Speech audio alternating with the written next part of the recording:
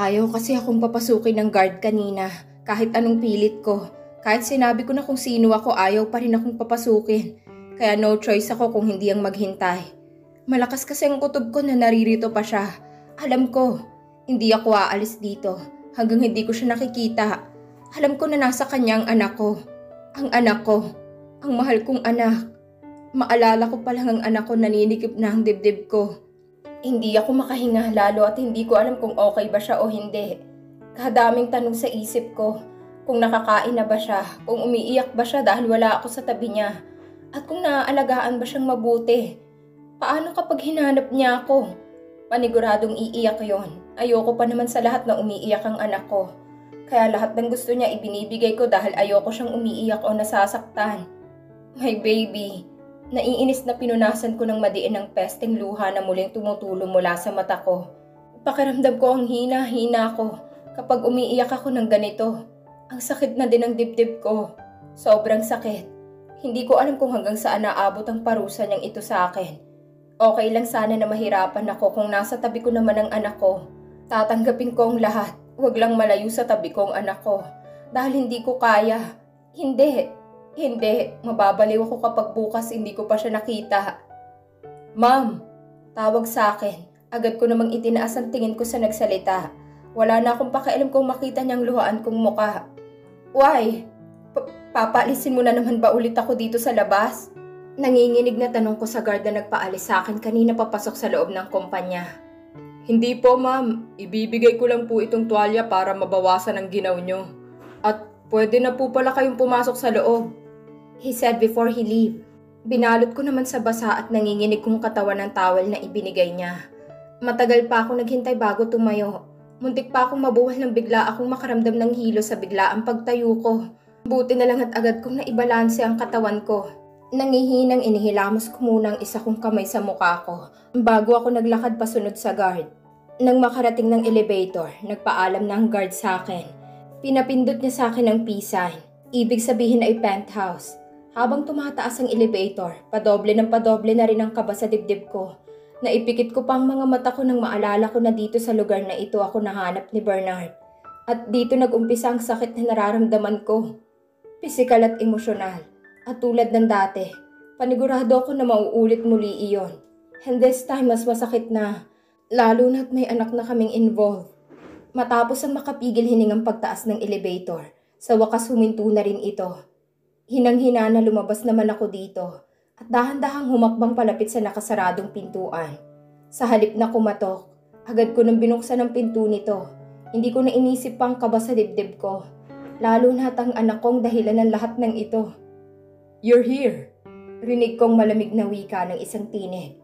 Agad naman akong dinaluyan ng takot, lalo na nang maramdaman ko ito sa likuran ko. Mas dumoble pa ang takot sa dibdib ko nang marinig ko ang pagtunog ng paglock ng pintuan. Pakiramdam ko anumang oras babagsak na ako sa halo-halong emosyong nararamdaman ko. My runaway wife. Madiin at malamig na bulong niya sa tapat ng tenga ko. Halos tumindig naman lahat ng balahibo ko sa katawan ko nang maramdaman ko na dinilaan niya pa ito at kinagat. Napapikit na lang ako nang mariin nang makaramdam ako ng sakit sa tenga. Nadulot ng ginawa niyang pagkagat. Bernard! I said before I passed out. V's VOV. Nangyari na naman ulit. Ang pagkakaiba nga lang. Wala nang Bernard at doktor na nag-uusap sa tabi ko. Ako lang mag-isang nandito ngayon. Hindi ko alam kung may doktor nga ba siyang tinawag o wala. Para kasing walang pagbabagong nararamdaman ko. Masakit pa rin. Pati katawan ko tila binugbog ng paulit-ulit. Piling ko naglilihab ang buong katawan ko sa sobrang init ng nararamdaman ko. Hindi ako mapakali. Nanginginig din ang buong katawan ko kahit na nakabalot na ako ng makapal na kumot. I feel so helpless right now. Nauuhaw din ako. Pati tiyan ko sumasabay pa sa pagkauhaw na nararamdaman ko. Buong araw nga pala akong hindi nakakain. Kaya siguro nagrereklamo na ang tiyan ko. Medyo masakit na kasi ito. Sa halip na tumayo at uminom ng tubig, nagtalokbong na lamang ako ng kumot upang mapawi ang panginginig ng katawan ko. Saka ko lang nakita na tanging underwear lamang ang suot-suot ko sa ilalim ng makapal na kumot na bumabalot sa buong katawan ko. Mas nadaranta pa ako nang makita ko na iba din ang itsura ng underwear ko. Ibig sabihin may nagpalit ng underwear kong suot? Siya kaya? Huwag naman sana. 1 hour had passed. Pero ni isang anino ni Bernard, wala. Anong gagawin ko? Baka umalis na siya. Paano na ang anak ko? Paano ko ito makukuha sa kanya? Ang anak ko. Bigla ko nalang nahila ang kumot na tumatakip sa buong katawan at mukha ko. Nang maalala kong sadya ko kay Bernard. Muntik pa akong mahulog sa sahig nang bigla akong umikot pa upo. Buti na lang at nakakapit ako sa bedsheet ng kama. Kung hindi, baka lumagapak na ako sa sahig. Nang medyo maayos ng timpla ng katawan ko, tumayo na ako para ayusin ang sarili ko. Hindi ako pwedeng magtagal dito dahil wala naman siya. Iniwan niya na ako dito mag-isa. Saka hindi pwedeng masayang bawat patak ng oras ko. Kailangan kong anak ko ngayon. Kaya hindi siya pwedeng malayo sa akin. Dahil sa kanya lang ako kumukuha ng lakas. Lakas para ituloy pang buhay ko. Siguro kung wala kaming anak ni Bernard, baka matagal na akong nabaliw. O di kaya nagpakamatay sa sobrang dami ng problema ko. Nasaan ang mga damit ko? Palinga-linga akong hanap. Yumuko pa nga ako patalikod sa pintuan ng kwarto. Baka sakaling makita ko ito sa ilalim ng kama.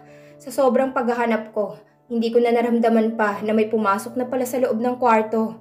Kung hindi ko pa naamoy ang mabangong amoy ng pagkain, hindi pa ako titigil sa kakahanap sa mga damit ko. Nice spot, honey. Shit, he's here. Namumula namang dahan-dahan akong umayos ng tayo. Sabay kuha ng kumot na nasa ibabaw ng kama. Akmang ibabalot ko na ito sa katawan ko. Nang bigla naman niya itong hinablot sa akin. No, honey. Don't cover yourself.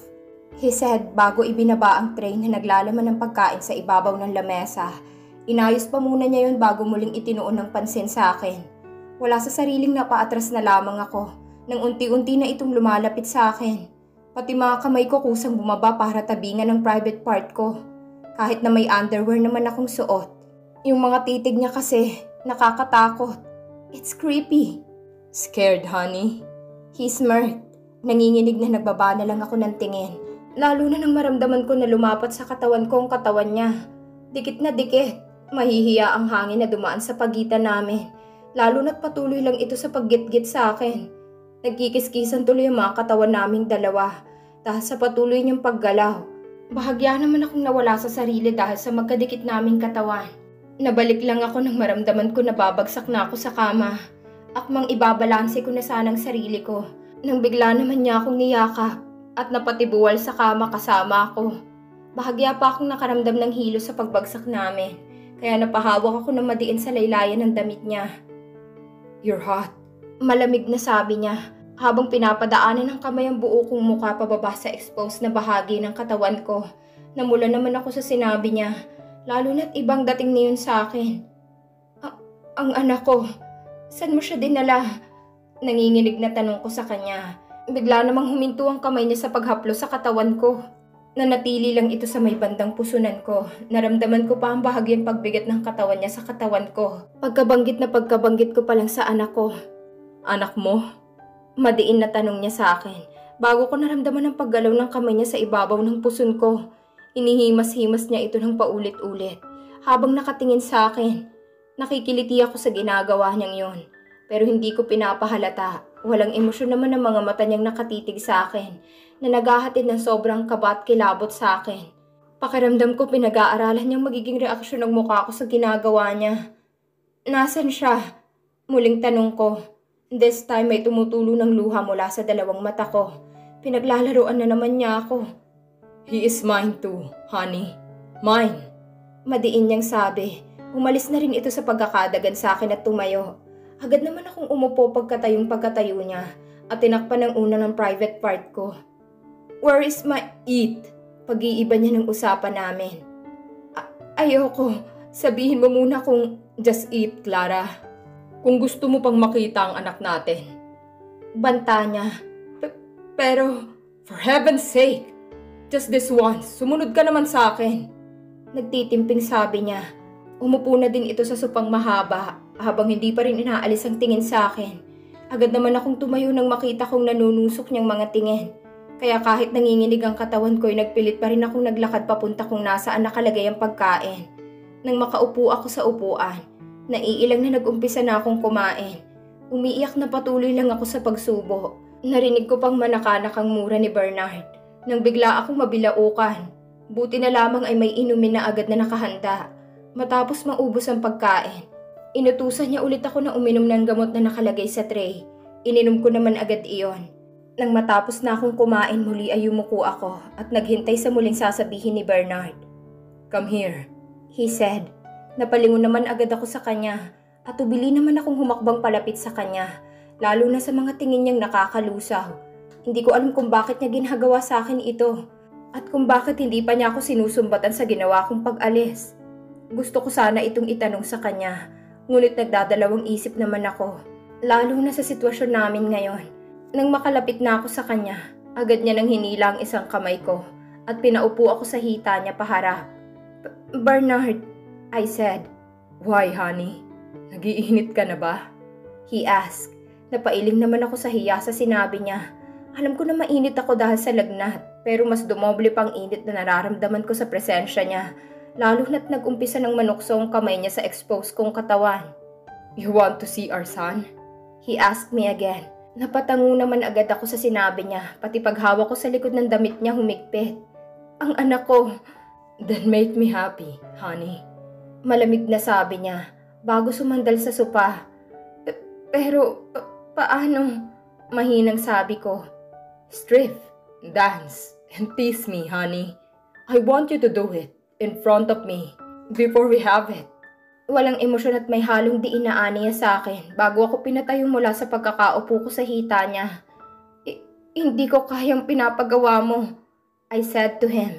Hindi ko na kasi talaga kaya dahil hinang-hina pa rin ang katawan ko. "You have 2 minutes and 30 seconds para umpisahan ang ipinapagawa ko sa'yo. No buts. I'm waiting, honey." And for the third time, he smirked again. "Bernard," tawag ko sa pangalan niya. Ayoko kasi ng pinapagawa niya sa akin. Ayoko, lalo nang sumayaw ng walang anumang saplot sa harapan niya. Hindi ko kaya. Hindi. Isipin pa lang na gagawin ko yun, hindi na ako mapakali.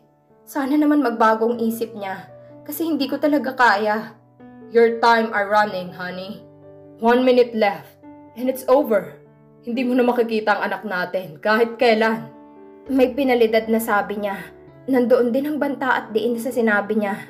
Nakita ko pa na umayos siya ng upo, na tila inip na inip habang naghihintay sa gagawin ko. Pero, "No buts, honey. Dahil kahit anong gawin mo, hindi na magbabagong desisyon ko." Patuya niyang sabi, bago may kinuha sa gilid ng inuupuan niya. Nagulat pa ako ng sigarilyo iyon. Hindi ko akalain na naninigarilyo pala siya.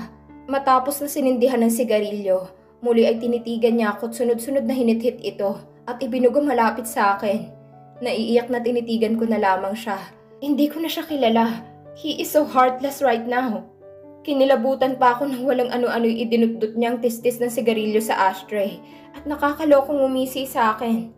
30 seconds, honey. Paalala niyang muli. Shit, bakit ang hirap-hirap niyang pakiusapan? "Don't worry, honey. Kapag nasatisfied mo ako sa performance mo, I'm willing to help you. Hindi naman ako ganun kasama para hindi tulungan ng asawa ko. Lalo na't ako lang ang kailangan mo at ang pera ko para masolusyonan lahat ng problema mo, right?" Walang emosyon at madiin niyang sabi. Hindi ko mabasa kung ano ang nasa isip niya at kung ano-ano ang pakay niya para sa akin. At ginaganito niya ako. Siguro tulad ng dati, balak niya na namang maghiganti sa akin dahil inilayo ko siya sa anak namin. "Pero lahat ng tulong na ibibigay ko sa'yo may kapalit, honey. Paghihirapan mo rin ang bawat sentimo na itutulong ko sa pamilya mo. Kaya pwede mo nang impisahan ngayon, hanggat nasa mood pa ako." Nakakatakot na muling sabi niya. Sinenyasan niya pa ako na mag-umpisa na ako bago muling kumuha ng isa pang sigarilyo at sinindihan ito. Napapikit na lamang ako nang maamoy ko ang usok nito. Piling ko nasa isang bar ako at siya ang VIP guest na lalandiin ko. Damn, Addison. Huminga muna ako ng malalim bago ko binuksan ang mga mata ko. Bigla din ako nagkaroon ng lakas ng loob sa naiisip ko. Ito pala ang gusto mo. So be it. Maglaro tayong dalawa, Addison. Tutal matagal mo na naman na napagsawaan ang katawan ko. Nakita at natikman mo na rin ito. Wala nang mawawala pa sa akin. Matirang matibay. Mahal kong asawa. Dahil bandang huli ikaw naman ang hahabol-habol sa akin. Mark my word. Are you ready, honey? Lakas loob na sabi ko. Dinilaan ko pa ng bahagyang pang ibabaw kong labi. Umpisa na ng pagsaseduce ko sa kanya. Tingnan ko lang kung tumagal ka. Kita kong bahagyang pagtigil niya sa paghitit ng sigarilyo. Dahil sa sinabi ko, nagpa-smirk naman ako ng palihim nang makita kong pagkatulala niya sa ginawa ko. Gotcha, Addison. I said in my mind. Bago ako mag-umpisa, pinakiramdaman ko muna ang sarili ko kung okay na ba ako. Nang maramdaman ko na unting panginginig na lang ng katawan ng nararamdaman ko, nag-umpisa na ako. Muli ay tinitigan ko siya. Hindi lang basta titik dahil may halong pagnanasa pang mga tingin na ibinibigay ko sa kanya. Kinagat ko pa ng bahagyang pang iba pang labi ko. Bilang pangaakit sa kanya, pati isang kamay ko. Nag-umpisa na rin maggala sa katawan ko. Bahagya pa akong napatigil nang makita kong nakangisi ulit si Bernard sa akin. Natila siyang-siya sa kanyang nakikita. Pero hindi ito naging hadlang para hindi ko ituloy ang naumpisahan ko na. Muntik pa akong mapayas nang biglang kumunot ang noo niya. Nang gantihan ko ng ngiti ang ngisi niya sa akin. Kahit nahihiya ako sa ginagawa ko sa sarili ko, kinapalan ko ng mukha ko. Paulit-ulit kong sinasabi sa isip ko na para ito sa mga mahal ko sa buhay. Sa anak ko at sa magulang kong nasa ospital. Wala na rin namang mawawala sa akin dahil matagal niya na itong nakuha sa akin. Maya-maya pa nag-umpisa na akong humakbang palapit sa kanya. Punong-puno pa din ang pagnanasa ang dalawang mata kong nakatitig sa mukha niya. Tinablan naman yata siya sa ginagawa ko dahil kitang-kita ko kung paano magtaas-baba ng mabilis ang Adam's apple niya. Mas lalo pa akong namula ng sunod-sunod pa itong lumunok. Pati hawak niya sigarilyo na bitawan niya na.